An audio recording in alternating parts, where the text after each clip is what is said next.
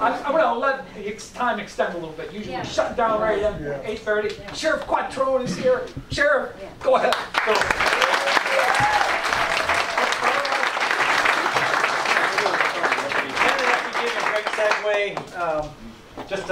I know Mel had said something about asking questions or getting your questions ready.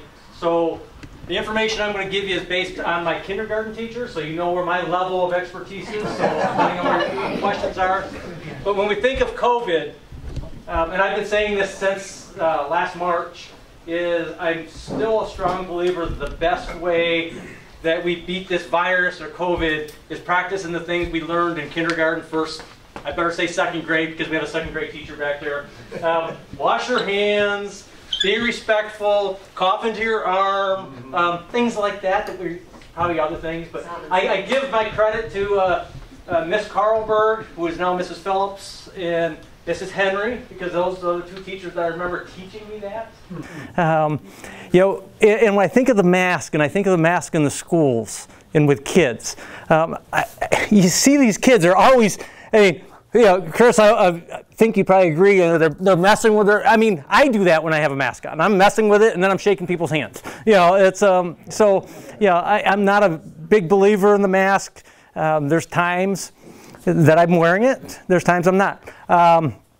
Mel, I'll let you know while this discussion was going on, I was in contact with Larry Barmore about the DMV and asked him about the no mask, no service, no debate. He said they had them on the windows. They're not supposed to have it. But then he did say it must have been Jamestown office. Yeah. Right.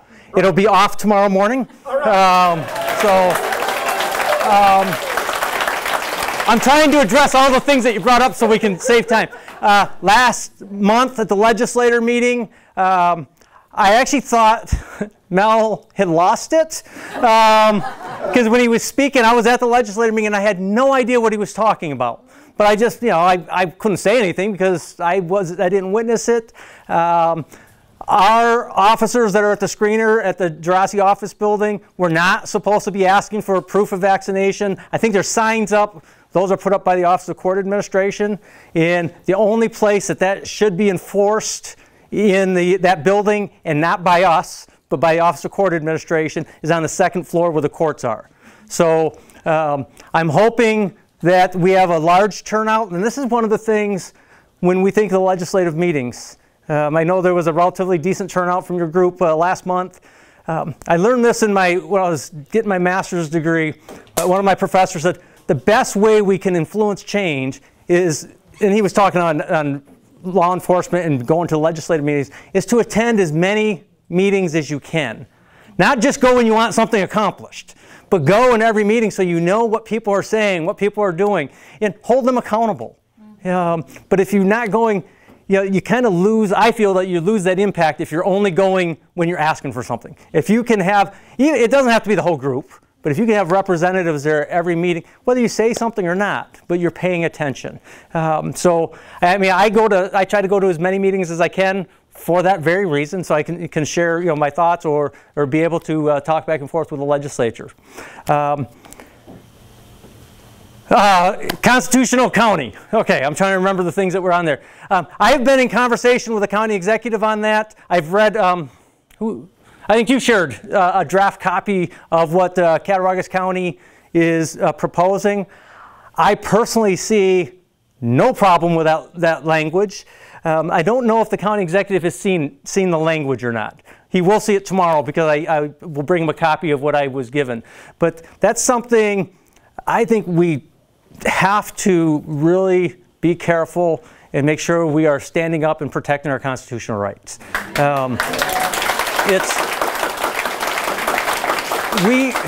It's something, you know, what we have seen in the last year and a half, and we've honestly seen it before. We maybe not paid attention, but the executive orders that come out, we just saw so many more in the last year and a half. But the executive orders have always been an issue. And, you know, while I'm a believer in following the government, I have to be, you know, I'm a law enforcement officer, but I'm also a Christian. I strongly believe that we're under a biblical mandate to really follow the government as long as it's not violating our religious, our biblical purposes. But with that being said, when these laws are passed that are tending to violate our constitutional rights, our personal rights, we need to take the appropriate action to get those changed. And that's attending your legislative meetings, that's reaching out. I know as a state sheriff's association, one thing I didn't realize becoming a sheriff was how often I was going to be going to Albany. And that's a frightening thing in itself, but it's really nice when we're together as a group and have a united front. Well, we may not always be united with the people in Albany, the sheriffs, the state chiefs association, some other groups at different times. We've been able to band together and at least make our voices heard and known. That's one. Kurt asked me, wherever Kurt is, about the governor, or former governor, leaving office, and somebody asked me what I thought about Kathy Hochul coming in. And honestly, I don't think it can be worse. However,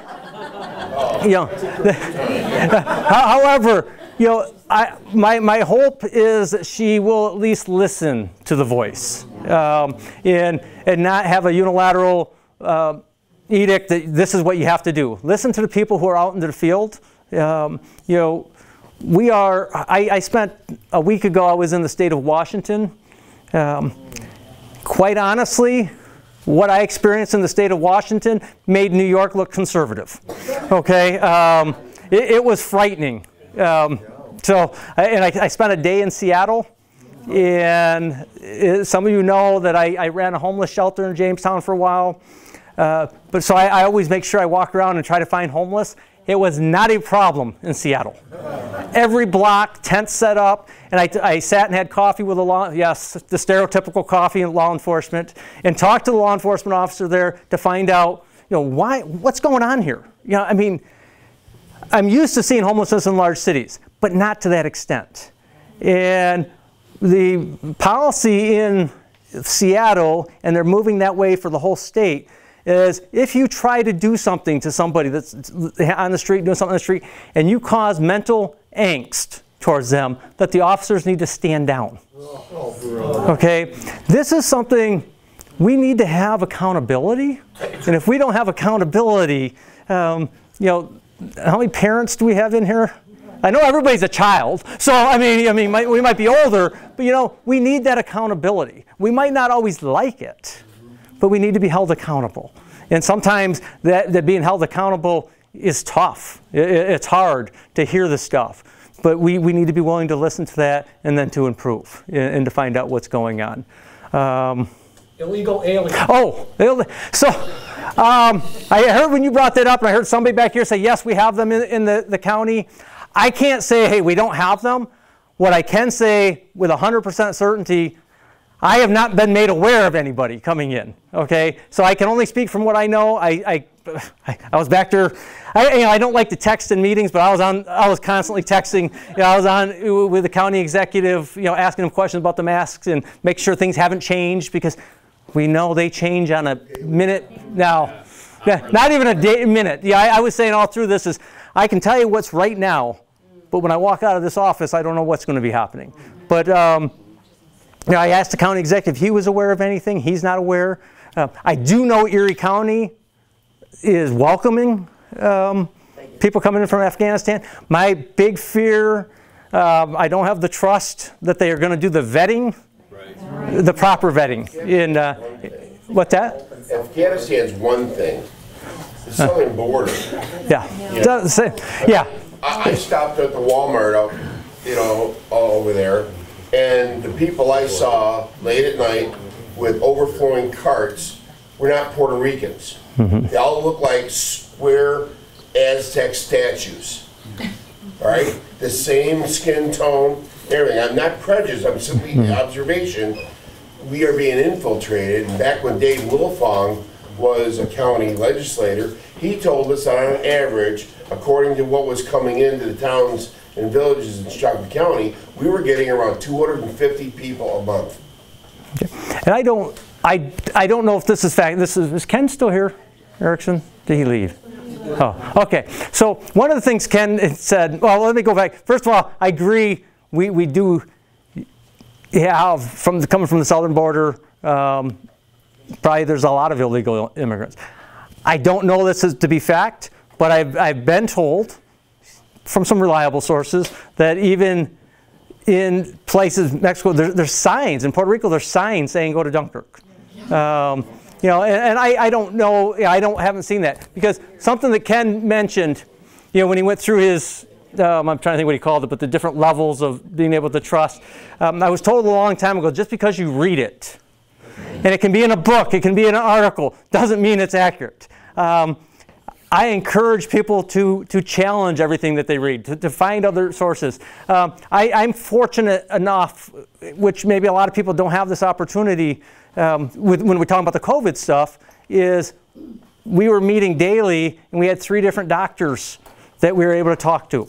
And what I really appreciated from these doctors, and they didn't always agree with each other, but they were able to have those civil debates, but they backed it up with medical research. Okay, and you know, and that's, and I don't mind saying Dr. Walters was one of them, and I just love the way he would explain things, and I truly would just trust what he was saying, because I would start reading that medical research and it was like, whew.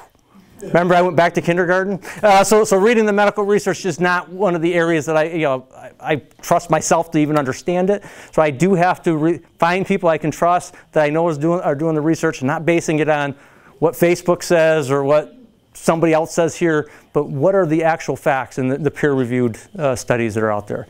So one of the things when we talk about the illegal immigrants coming in, we have, through New York State, there's been some threats of withholding grant money and different things if we work alongside of our federal partners who do enforce some of the federal laws. I will continue, as the Sheriff's Office, working with our federal partners to alleviate issues that are going on, whether they're coming in from the southern border or wherever. On the flip side is there's ways to come to America legally, and I would do anything I can to help people do that. So anything else? Jim, you're doing great. So I got one other thing, and this is I have the floor, so I'm going to just take it. And I think maybe Stan's probably heard me say this. Maybe Carl and Cheryl have heard me say this. When we see a lot of the issues that are going on. I'm sorry, I just watched you pop your bubble, and that was distracting. I'm sorry. You know, we see a lot of the social ills that are going on. You know, last May, you know, actually, I'll go back to Ferguson, Missouri. You know, we hear a lot about the negativity towards law enforcement, and we see that on the national media.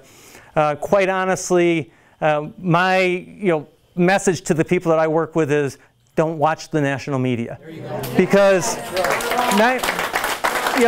in Chautauqua County, I'm a strong believer, and nothing has shown me, evidence hasn't shown me other different, is that we have the majority of the people, and I say 90+% of the people who are supportive of what we do. Now, we might not like getting that speeding ticket. I understand that. Okay, nobody ever likes getting a speeding ticket. I think most people understand why that happens. We just don't. That's normal. I've gotten 2 in my life, and those were. I wish I could say it was when I was teenagers, but it was when I was a lieutenant in the sheriff's office. But you'll probably say they were well-deserved, too. Well, the one was definitely well-deserved. The second one, it was deserved, but I really did think it was a 35 zone. And it was a 25 zone.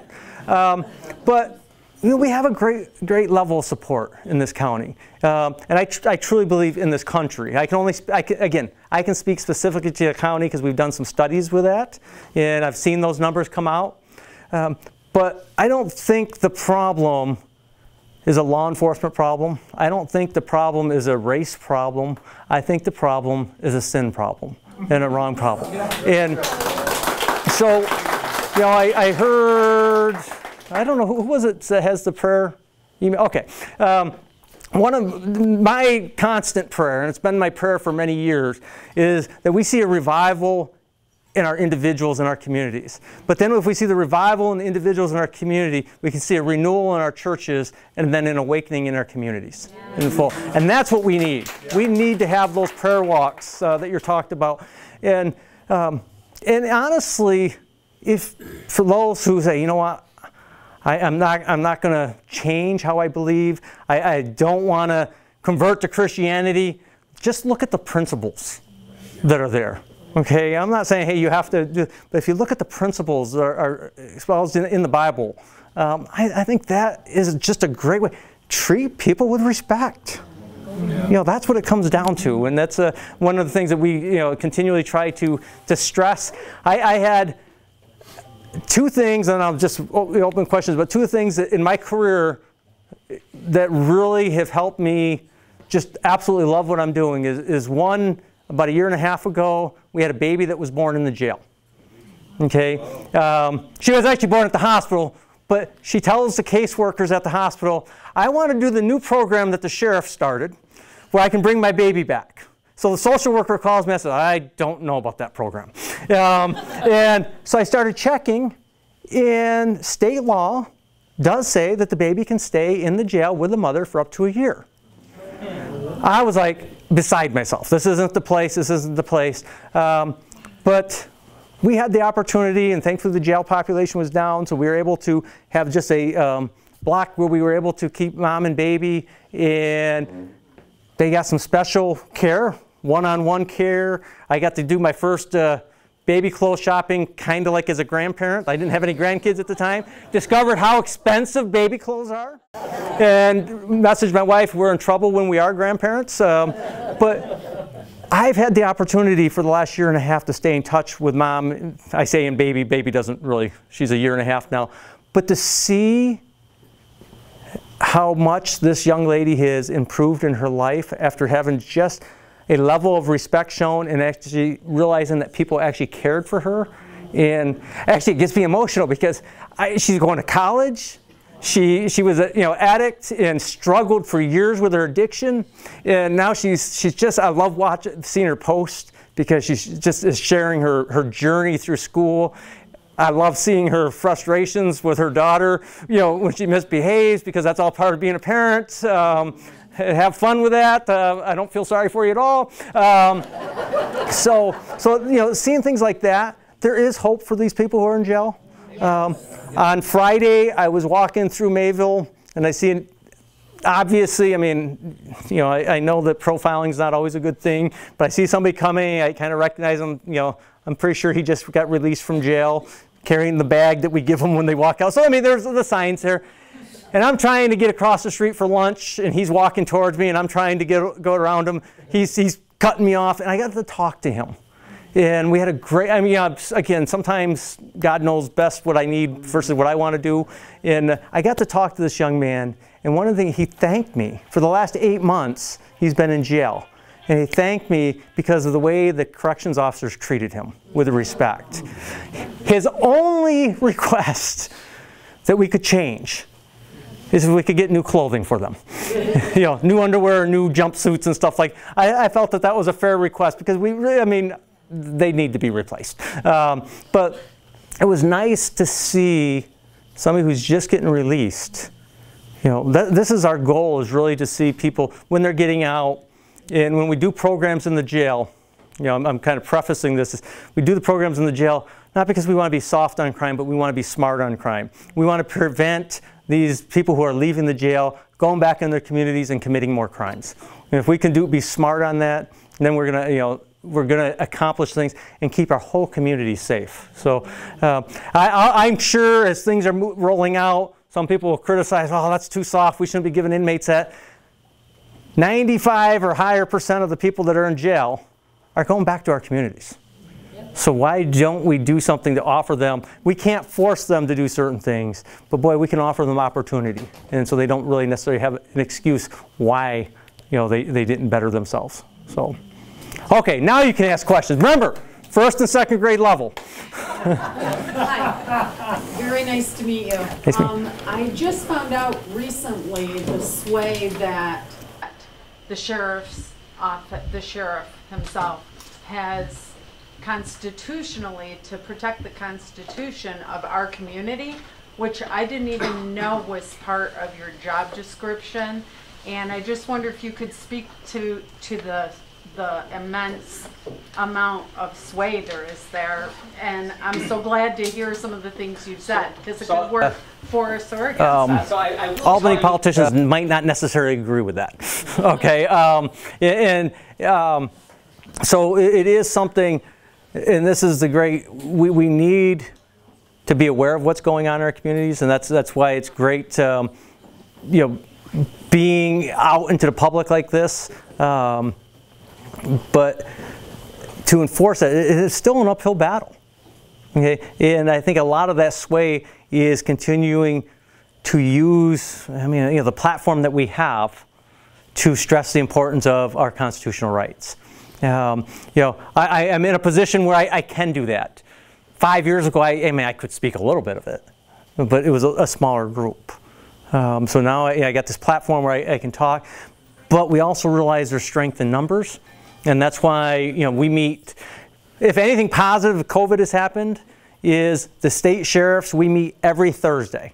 That, you know, we weren't doing that before. I mean, we would meet a couple times a year, 3 times a year maybe.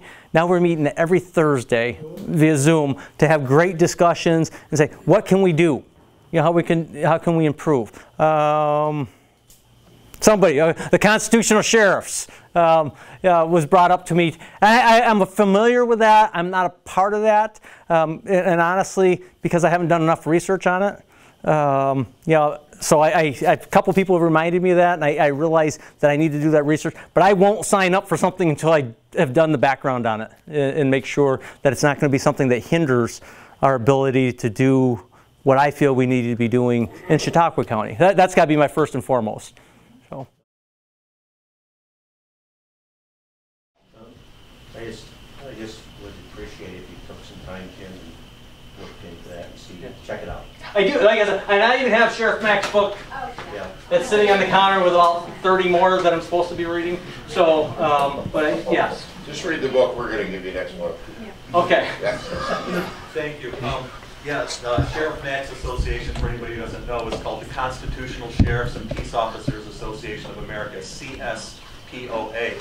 And I would encourage the sheriff to get involved. It's got a great video online as well. Back to the politicians in New York. I'll try to throw these things at you and then you can comment. I don't want to make it try to pigeonhole into an answer because you may want to think about it. But I would concede that the legislature of New York State did not have the authority to give the governor dictatorial power.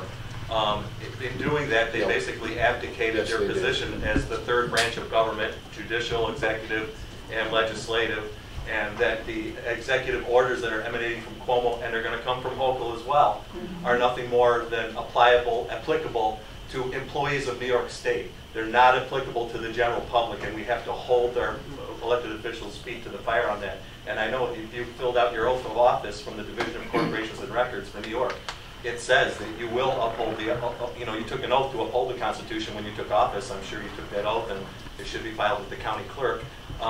That, you know, it's not only permittable for you to enforce the Constitution and protect us from out-of-control government, it's required, it's your duty. Because don't forget, legaldictionary.com defines the sheriff as, quote, the chief peace officer in a county or subdivision. You're the big cheese, not the state police, not the FBI, not Interpol, not the Army, it's you. And the people will back you up. So when the time comes where New York State does something statutorily or executive order-wise that's in abrogation in opposition to the Constitution, and you're between that rock and the hard place, do I uphold my oath to the Constitution, or do I do what New York State tells me to do, which is violating that oath? I would highly recommend you come down on the side. So I just want to answer that right off. I feel that through COVID, as well as the police reform executive order that came out, I did do that. Good. And I can also say I don't believe that there's any, I don't want to say 100%, but I don't believe that there was any law enforcement in Chautauqua County that enforced any of those executive orders. You know, we were sent, and we would be sent to places, and we would notify them that we got the complaints. I probably received, they had this New York State pause, which was a joke. A long pause. Yeah, I was trying to think of the word I wanted. You can tell what word was coming to my mind, but you know, we were getting anonymous complaints over and over and over again, and I mean, I probably had several thousand of them. I started printing them, then I wanted to be a fiscal conservative and just saved them Allow electronically. me a quick follow-up. So what a problem we've been having, and I talked about this with Sheriff Tim Howard, Barry Burtz, and gentlemen that you would know, other high sheriffs. And certain establishments, when somebody comes in without a mask, which is a legally protected action under the ADA, if you can come in without a mask, you don't even have to tell them your medical status. It can be private. What's happening is the private, quote-unquote, private establishments, which are actually public accommodations and not truly private if they're open to the public, are calling the police and saying, there's a customer in here with a mask and they won't leave. And then, unfortunately, some of the jurisdictions, and I hope yours is not one of them, that converts that mask violation, so to speak, into a criminal trespassing charge. And I would argue that when you get a call that somebody is not wearing a mask, they're trespassing, that you have to say that's not legally trespassing.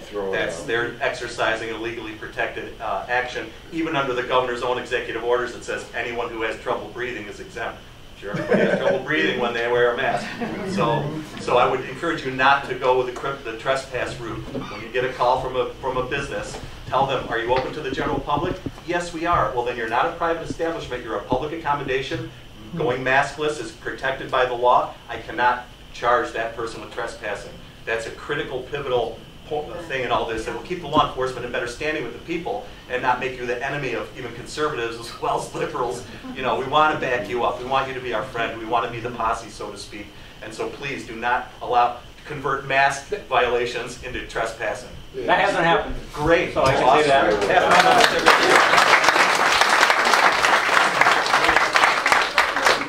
Appreciate that very much. Thank you. Yes. In the back and come up. Yeah. No, it's been over a year now since we've been into the no bail situation, and with the new governor in place as of today, do you think that might change? I hope it'll change. You know, I don't anticipate. My goal, and I think some of the bail reform was necessary, to be honest with you, but I think what we haven't done is taken the dangerousness into account. So we have to give some authority back to our judges who are local, who know what's going on, and not base it on something that's been decided in Albany.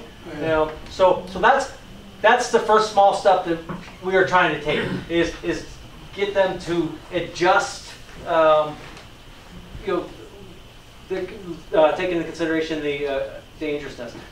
I don't know if all sheriffs have the same privilege that I have, is that our state representatives from this area, I think, we're like-minded. Mm-hmm. So when I tell you, you know, yeah, a lot of sheriffs will tell people, go talk to your state representative, and I don't even like doing that, because you're going to get to say, I already know that they're doing that. So instead of tying them up, it's probably not a bad idea to let them know, to encourage them to keep on doing it. But I can tell you that they're not going to disagree with what we're saying. They're very supportive. They're in the minority. Well, yes. Let somebody make sure somebody gets a question. Oh no. It's me, Jim. Okay, so we attended the Board of Health meeting, and I know many people are very concerned about the vaccine passports that are being pushed. And now we've got a Pfizer vaccine, which is not really a vaccine, but gene therapy.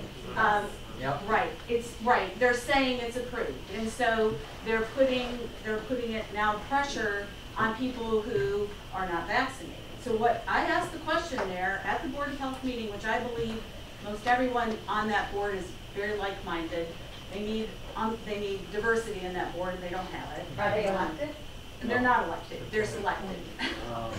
So they're appointed, yes. By so whom? my concern is that I asked the question, are you going to come door to door? Because the press secretary for Biden has said that they are encouraging people to knock on doors, go door to door with the vaccine there, and we've seen videos of them with their coolers going house to house and giving people pressure to get the vaccine. They've been answering it. Yeah, I can. Are you hearing anything regarding vaccine passports? I have not heard anything about that.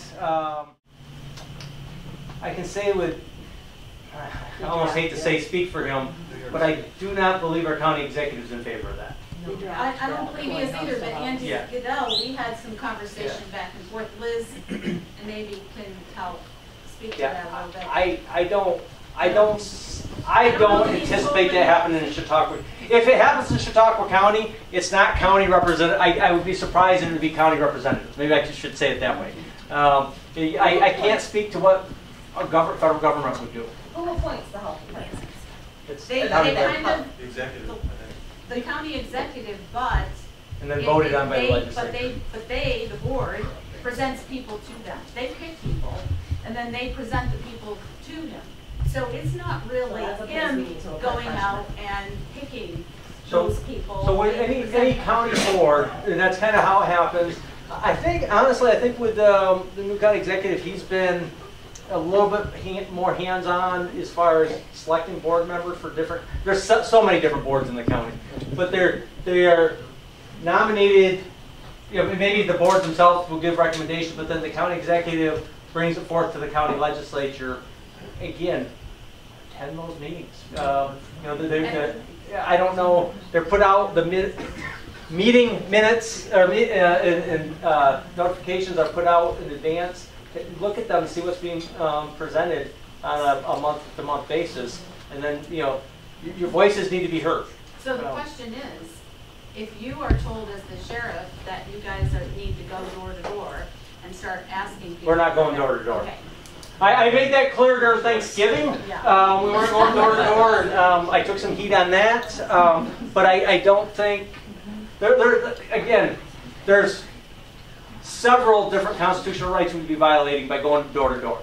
So that's, I could go on and talk about, but I'm not going to violate. The first and foremost is, to me, the Fourth Amendment that we'd be violating if we were to go door to door doing that. So, again, I still recommend that people are safe. One or two more questions. I just wonder if you know what's going on in Australia and how they're cracking down. 23,000 children forcibly taken to a stadium by a bus without their parents' presence or consent to be vaccinated. The law enforcement officer that are doing that. It's very scary. Do you feel That about might be that? a Do you think that anything like that could ever materialize? They've done it in New York City. Kids have been vaccinated. I can only speak for what we're not doing that. I can promise you, I'm not picking up anybody to take them for. Well, I shouldn't say I'm not picking up. If somebody asks me for a ride to go get a vaccine, I'd probably give them a ride to get their vaccine. But I'm not forcing anybody to go get their vaccine. How do you think that happened, though? How does somebody was talking about, actually, my nephew back there might have a better explanation of how things like that happen. They confiscated weapons. I haven't been ignored. I forgot, but I haven't ignored it. You had a question. Well, fell in two different categories. One, when they mentioned the New York and Albany, why don't you go up and talk to Blasio about this business? He needs some help.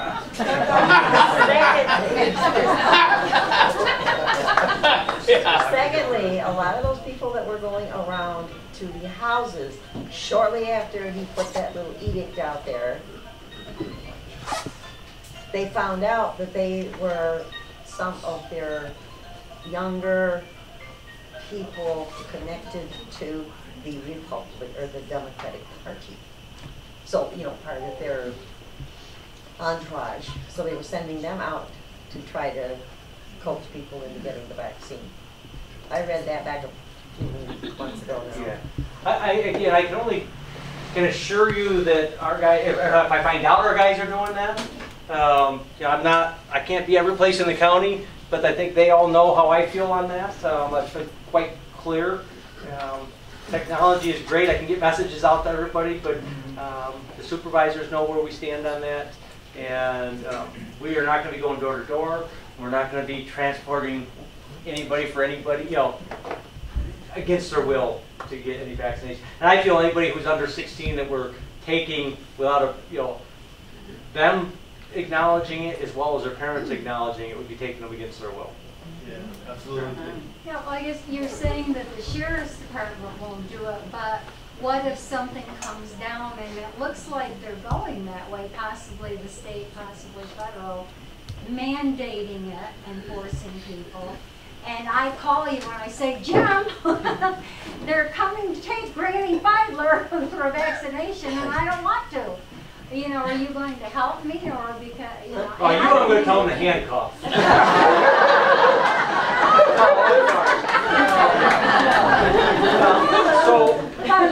So I did, yeah, and I think we're going to have, I feel very confident in saying in Chautauqua County that all law enforcement at all different levels are like-minded. You're going to back me? Yes, yes. And I think all law enforcement feels that way. Yes. Some of them can't and some of them won't come out and be really public about that. But I can say that we've had meetings throughout COVID and discussed it. And want to make sure, you know, we've all been on the same page. So, and you know, some of them are a little fearful, you know, because they work for the governor. So to come out and say that, but you know, I do believe that we're all on the same page. Yep, Eric? Oh, I'm sorry. Yeah. I won't say the names, and it's not definitive, but I'm sure some people would know this. There's two people in my church. One of them is an employee at a local school district. Another one is an employee at a nursing home facility. They are both very concerned. One of them has been told he has till September, and he'll be fired if he does not take the vaccine. Yep. Yeah. The other one is feeling the pressure and believes it's going to happen. They would be homeless. They still will refuse. Now they're researching some ways beyond local, but what can you, on their behalf, I was hoping to be here tonight, what can you tell us that, if anything, the sheriffs can do to help that situation? So I'm going to give you, I always tell our recruits I can always give you an answer. And that's it depends. And also that I have to look into that. So I want to be straightforward with you on that. That's something, again, that's a great thing about the Thursday meetings we have with the sheriff. So that's something that I will bring up to them, and we'll be discussing that because I'm not really sure how we would handle that. Yeah, right. I don't want to say I do this or not do this because I don't know. Civil action. You have to take civil action. Sue them in court. Okay, we're going to go to 9 o'clock. 9 o'clock. So make sure get your 4 minutes. Well, hi. Just as a reminder, with this gentleman here. Unfortunately, it's going to be employer controlled. They won't have an opportunity because it's not covered under any kind of common law or civil law. To back up Cheryl, you, sir, as the chief law enforcement officer in the county, substantiated by that fine young man back there, okay?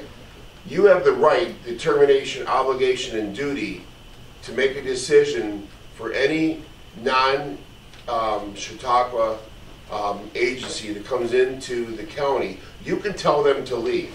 Feds show up, you can tell them to pack their bags and get out. Governor people show up, you can tell them back. Now you can cooperate, you can do all that great stuff which you normally do, but if they come through with a mandate and come after Cheryl, then, you know, I mean, I think you know where we're coming with that, okay? And it's you know what? Talk to your friend, talk to your mentor, Carpinelli, because this guy will definitely, and then Sheriff Mack and Sheriff Howard, the same deal.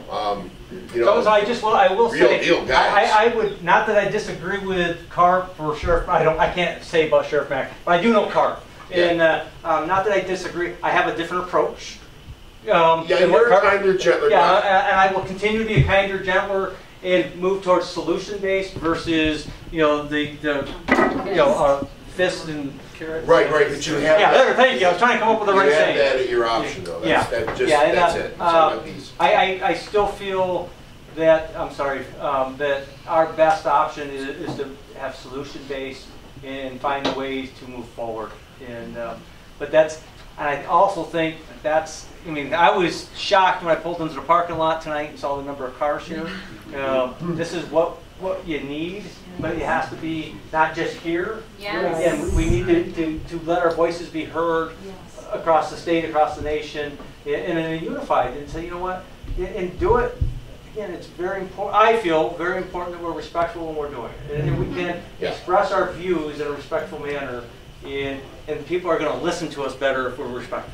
I encourage everybody. Yeah, it's one of those things I always say when people yell at me, my ears shut down, and I think that's actually a physiological truth. So we got 2 minutes. 2 minutes. And would you be willing No, to I'm sorry. Let Meg go because she hasn't had a voice yet. Sorry, I was just wondering, how can we help you? Like when it comes to they're forcing you to do something, forced mandates or anything like that. How do we help you? And that was the first part. How do we make sure Cheryl isn't being vaccinated against her will? How do we help you do that? And I was wondering if it would be okay if we scheduled a meeting to talk regarding like trespass warnings. But go ahead. How can we help you? Do you have, or would you like a database of people you could call in an event that you would deputize? We would all show up. Generally what I do, I have my contacts. So if I have an issue, I go to Mel. Or I go to, as I look around the room, I know a number of you. Okay? If there's an issue, the beauty of it is I have that support in the county. I mean, and not just from the people, but I feel from many, if not most of our elected officials, I think are like-minded on those issues in this county.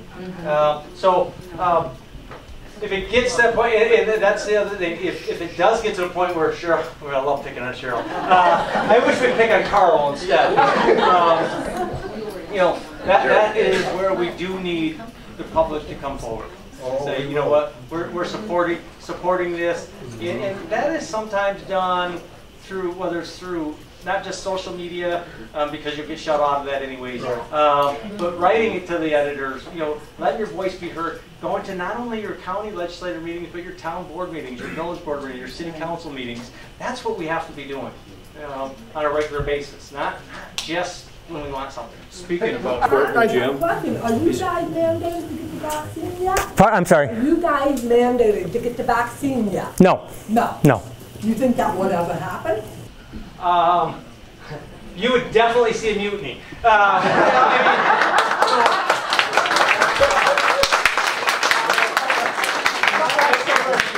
I will say that, I don't know the percentage. We were asked the percentage of officers both in the jail and on the road that have the vaccine. And that's right. I've decided not to ask my people whether they got the vaccine. Now, I will say, when I say that, we have one guy that ended up with COVID, and I did ask him if he had the vaccine because I wanted to know if it caused it. Yeah, but I mean, and I'm close enough with him that I could ask that without, it wasn't a punitive thing, it was more of, I want to know, Talking about. Thank you everybody for coming. If you want to talk to Jim, stay on afterwards. Thank you.